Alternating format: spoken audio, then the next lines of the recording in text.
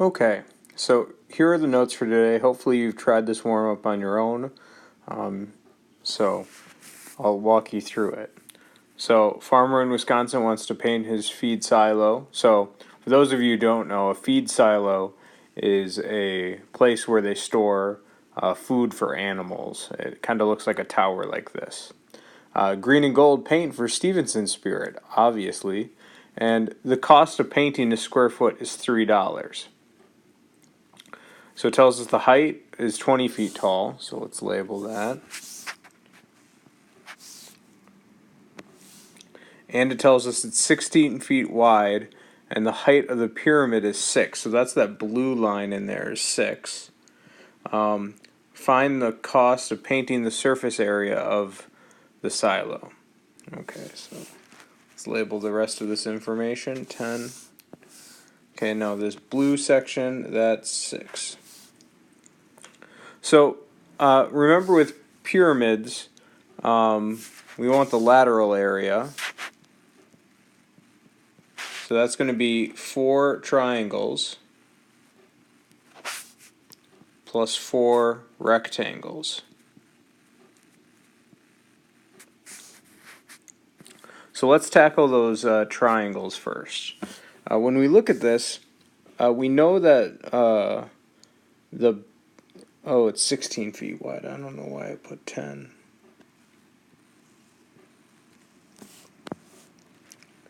So 16 feet wide. So we know that we can make each of these sides be 16. So that means we can make a triangle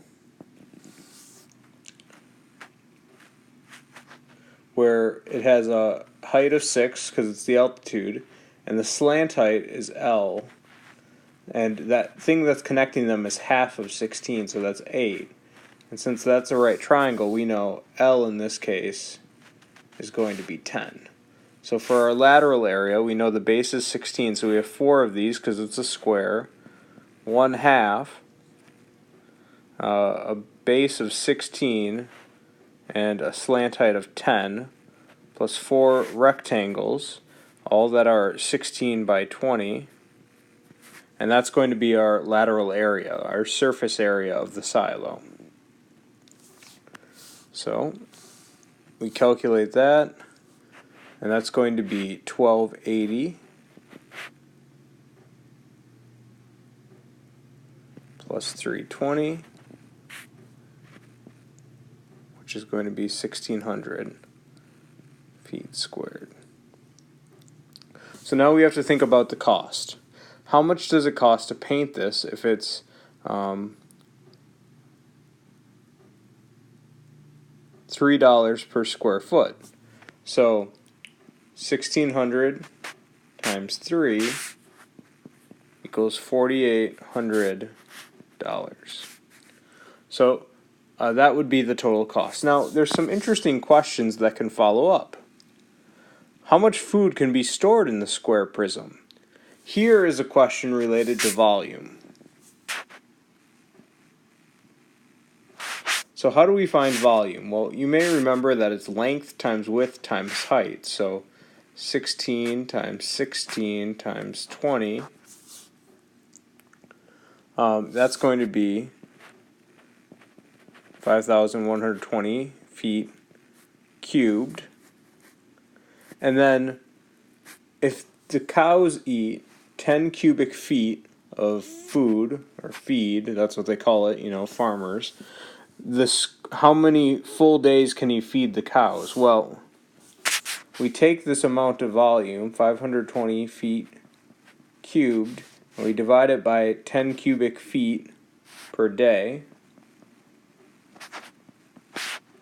and that's going to be 512 days. So almost a full year where they can feed them out of it. So this is just an introduction of volume. You know volume from previous things, so let's talk about that a little bit here on this next slide. So what is volume? Volume is the number of 1 by 1 by 1 cubes that fit in a figure. So it could be any 3D shape. So think of this like ice cubes.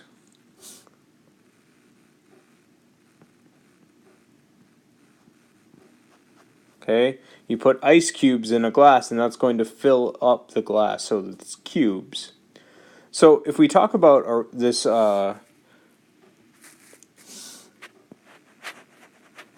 prism, we start to fill up spots. So we kind of make a little disc here. We make another disc here. And we make another disc here. And we make another disc here. Basically what this is doing is we're taking these cuts. We want the areas to stack up. So as we go up, we're stacking up these little square pieces. Now, how many pieces are we going to have? Eventually, all the pieces are going to stack up to the height. And we're going to make smaller and smaller pieces until we have an infinite number of things stacked between the height. So that's 2 dimensions. So the area of the base of the prism is limited by the height. So 3-dimensional space that's going to be occupied is following this formula. So volume, can't see that yellow very well.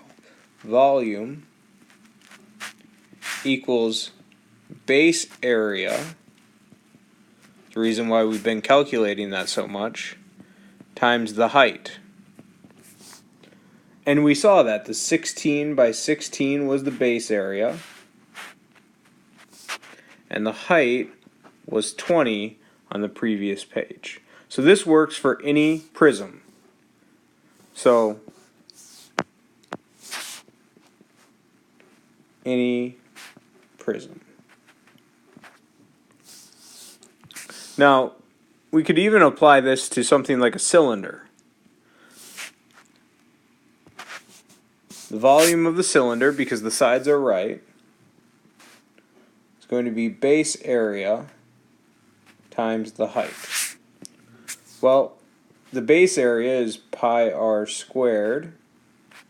The height is h, and there we go, that's it.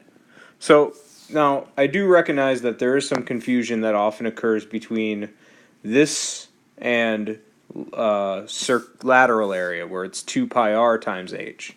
So please take a note that this is volume and this is pi r squared for cylinders.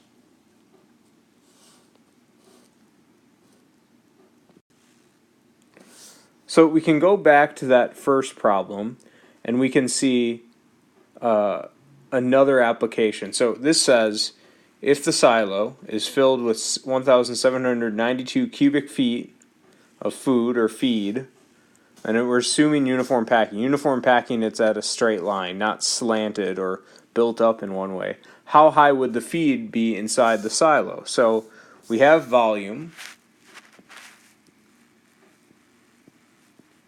We know the base area is 16 squared, but we don't know the height. So we just solve for the height.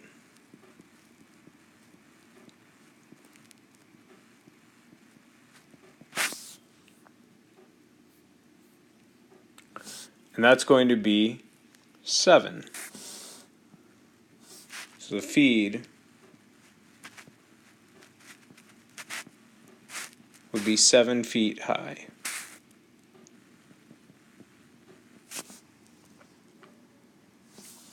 Now, on this next problem that we're going to look at, I definitely recommend at this point, if you haven't already tried this, stopping the video and taking some time to try this problem on your own. I labeled some helpful information here. So take that and then we'll kind of do a zoom in here and we'll take a look at this. Now, when we zoom in here, one of the most common mistakes about this problem is people do not recognize that the height of the prism is this section right here. The base is this section right down here because that's going to be uniform all the way through this. The base is not the bottom that we're on. So the base is this trapezoid with the hexagon hole removed from it. So we have some helpful information that the height of the trapezoid is twice the span of this hexagon. So if we can figure out the height, which we can do by 30, 60, 90s, we can figure out the height of this trapezoid. We can figure out these bases added together because we know the perimeter, and then we can start to work our way through this. So let's organize our work so we can see what this is going to look like. So we're going to start with finding the base area, because that's going to be used in both the total surface area and the volume of the prism calculation. So we start off with the base area is going to be the area of the trapezoid minus the area of the hexagon. So I know that 60 minus 126, that perimeter, is going to be the sum of those two bases, so times 1/2, times the height. Oh yeah, we need to find that. So how are we going to find that height? Well, if I split this up into be 8, this has to be 4, and that's going to have to be 4 root 3. So the whole thing of this is 8 root 3, so the whole height is not 2h, but it's going to be 16 root 3. So given that, we have enough to fill in our base area for our height. That's going to be 16 root 3. And I'm going to subtract the area of the hexagon. So 1/2 apothem times perimeter seems like it could be helpful right now because we found it. So 4 root 3 times 8 times 6, so that's 48. So with all of that, these are going to be combined, and when we combine them, we're going to get 432 root 3. Now, this is the base area. So once I have the base area, volume's a really simple calculation. Volume is just going to be base area times the height. So 432 times the height of 10. So, I forgot the root 3 times 10. So this volume is going to be 4,320 root 3 units cubed. Now, that's the volume, so we finished that section. Now we have to move back into lateral area. So the lateral area, we're going to have two perimeters that we need. We need the outside of the trapezoid, and we're going to add to it the outside of a hexagon. So the height is 10. So the perimeter of the trapezoid we already know is 126 times 10. Plus the outside of the hexagon is 8 times 6, so that's 48 times 10.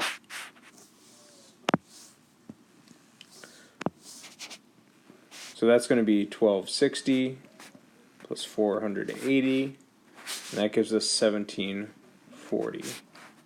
Now if we put this all together, our total area is going to be 2 times 432 root 3 plus 1740, which that doesn't really simplify very much besides 864 root 3 plus 1740. Now there are some interesting things that you can check out on the answer key for this problem. One thing that's beneficial to do is you could think of the volume as the volume of the trapezoid prism minus the volume of the hexagon prism. Because these are in the same units, we'll be able to subtract one from the other. We weren't able to do that with lateral area and total area because it didn't quite work the same. But if you want to check out another solution to this, you can see that on the answer key online.